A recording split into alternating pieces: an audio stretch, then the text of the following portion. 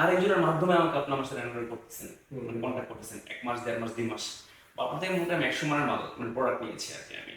তো ওই 100 মান কিন্তু ক্যাশ ফল কিন্তু আটকে আছে আপনার কাছে। সো এটা কিন্তু আমি যে আটকে রাখছি বা আমি আটকে রাখছি সেটা বুঝছি না, আমি মানে বুঝতে পারতেছি না যে আমি আপনার কতটা ক্ষতি করতেছি। আপনার 100 মানের ক্যাশ ফ্লো আটকে আছে, আপনি যে 100 মান দিয়ে 1 মাস রাউন্ড করাতেন, আপনি তো 5% প্রফিট, 5 মান প্রফিট আসছে কিন্তু। এই জন্য আমাদের যে প্রবলেমটা হয় বাংলাদেশ যদি বলি, বাংলাদেশ নিয়ে বলি, আমরা লেনদেনটা খুব কমপ্লিকেট। বাংলাদেশ আমাদের লেনদেনের কথা তো আমরা রাখতেই পারি না, আমি সহজে বলি সবাই, এটা আমাদের প্রবলেম একটা আছে। এই জন্য বলেছিলাম আমি যে আপনার কাজ করা দরকার, তখন বুঝতে পারবে যে লেনদেন কত নিট অ্যান্ড ক্লিয়ার থাকা দরকার, কেন দরকার।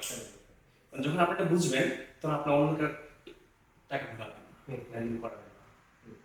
আচ্ছা, এখন একটু জানতে চাবো বাংলাদেশের জন্য জাপানে কোন ধরনের বিজনেস গুলা, বিজনেস তো বিভিন্ন ধরনের ক্যাটাগরি আছে, কোন ধরনের বিজনেস গুলা খুব ভালো সুযোগ রয়েছে